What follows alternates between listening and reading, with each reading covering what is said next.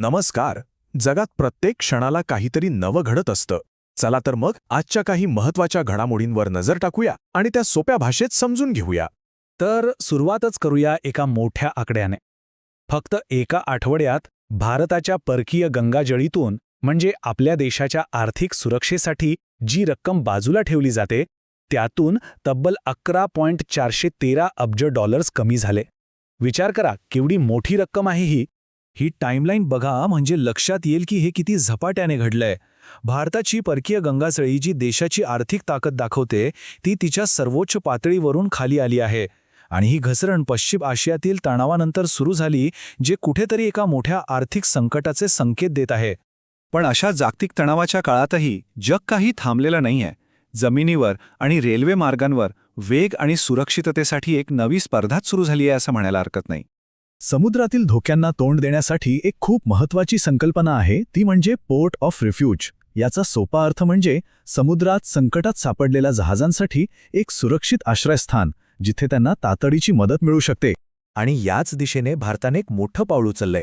आपल्या पूर्व आणि पश्चिम दोन्ही किनाऱ्यांवर अशी बंदरं नुकतीच सुरू केली आहेत. यामुळे आपल्या इतक्या मोठ्या किनारपट्टीला एक मजबूत सुरक्षा कवच मिळालं आहे. आता व्यापारात सुरक्षा जेवढी महत्त्वाची आहे तेवढाच वेगही महत्त्वाचा असतो, नाही का? आणि वेगाच्या बाबतीत जपानने काय केले ते पाहण्यासारखं आहे. जपानने तर खरंच कमाल केली आहे.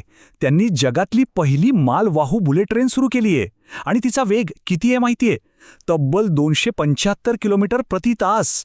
विचार करा, माल वाहतूक इतक्या प्रचंड वेगाने. या ट्रेनमध्ये प्रवाशांसाठीच्या सीट्स काढून टाकल्या आहेत आणि त्या जागी माल ठेवण्याची सोय केली आहे. यामुळे एका फेरीत जवळपास 1000 बॉक्स वाहून नेले जातात. याने लॉजिस्टिक्सच्या क्षेत्रात खरंच क्रांती घडणार आहे. आता परत भारतात येऊया. इथेही रेल्वे क्षेत्रात एक मोठी आणि महत्त्वाची प्रगती होतीये. भारताच्या पहिल्या हायड्रोजन ट्रेनच्या चाचण्या यशस्वी झाल्या आहेत. आणि याचं वैशिष्ट्य म्हणजे ही ट्रेन धूर नाही तर फक्त पाण्याची वाफ बाहेर टाकते. पर्यावरणासाठी ही खूप चांगली गोष्ट आहे. बरं, ह्या मोठ्या प्रकल्पांबद्दल बोलल्यानंतर आता थोडं देशातील लोकांच्या जीवनावर थेट परिणाम करणाऱ्या आकडेवारीकडे वळूया. ही आकडेवारी देशाचं आरोग्य आणि आर्थिक स्थिती कशी आहे हे दाखवते. आता इथे एक इंटरेस्टिंग गोष्ट आहे जी डेटाच्या दोन वेगवेगळ्या बाजू दाखवते. बघा, लॅन्सेट नावाचे एक प्रसिद्ध मेडिकल जर्नल आहे. त्यांच्या अभ्यासानुसार भारतातील माता मृत्यूदर हा सरकारच्या अधिकृत आकडेवारीपेक्षा थोडा जास्त असू शकतो. पण यातली सगळ्यात महत्त्वाची आणि चांगली गोष्ट म्हणजे गेल्या काही वर्षांमधली प्रगती. भारतानं 1990 पासून माता मृत्यूदरात तब्बल 86% घट केली आहे. आणि हे एक मोठं यश आहे जे दाखवतं की आपण विकासाच्या ध्येयाकडे वेगाने वाटचाल करतोय. आता देशाच्या आर्थिक आरोग्याबद्दल बोलूया. Latest periodic labour force survey आपल्याला रोजगाराच्या स्थितीबद्दल काय सांगतो ते पाहूया. या आकडेवारीतून एक खूप मोठी आणि स्पष्ट तफावत समोर येते. शहरांमधला बेरोजगारीचा दर हा गावांपेक्षा थेट दुप्पट आहे. हो, डबल. हा या रिपोर्टमधला एक महत्त्वाचा मुद्दा आहे. आता या सगळ्या समस्यांवर मात करायची असेल तर फक्त देशांतर्गत प्रयत्न करून चालणार नाही. त्यासाठी नवीन धोरणं आणि आंतरराष्ट्रीय पातळीवरची भागीदारीही तितकीच गरजेची आहे. हिंदी महासागरात शांतता आणि सुरक्षा टिकवून ठेवण्यासाठी भारत आणि इतर अनेक देश एकत्र येऊन नौदल सराव करत आहेत. आणि सध्या भारत इंडियन ओशन नेव्हल सिम्पोजियमचं नेतृत्वही करत आहे. आता समुद्रातून आकाशाकडे वळूया. भारतानं युरोपियन युनियनसोबत एक नवीन विमान वाहतूक करार केला आहे. यामुळे भारतात एअरबस हेलिकॉप्टर तयार होण्याचा मार्ग मोकळा झालाय, जी एक मोठी गोष्ट आहे. आणि आता रस्त्यांवरची वाहतूक. सरकार PM ड्राईव्ह योजनेला मुदतवाढ देऊन व्यावसायिक इलेक्ट्रिक वाहनांना प्रोत्साहन देत आहे. याचा मुख्य उद्देश प्रदूषण कमी करणं हा आहे. या सगळ्या मोठ्या बदलांमध्ये काही व्यक्तींच्या कामगिरीने सर्वांचं लक्ष वेधून घेतलं आहे. चला, अशाच काही उत्कृष्ट कामगिरीवर एक नजर टाकूया.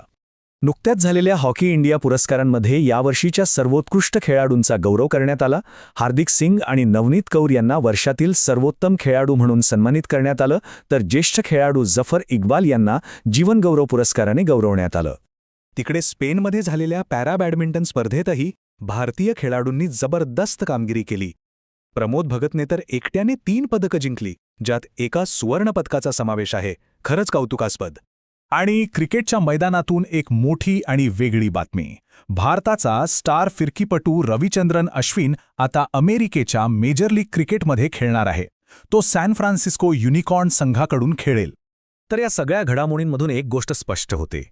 जग सतत बदलत आहे आणि नवनवीन शोध, धोरणं आणि वैयक्तिक कौशल्याच्या जोरावर या आव्हानांना सामोर जात आहे. यावरून एक प्रश्न नक्कीच मनात येतो. भविष्यातला मोठा बदल तंत्रज्ञानातून घडेल, धोरणांमधून घडेल की माणसांच्या वैयक्तिक प्रयत्नांतून?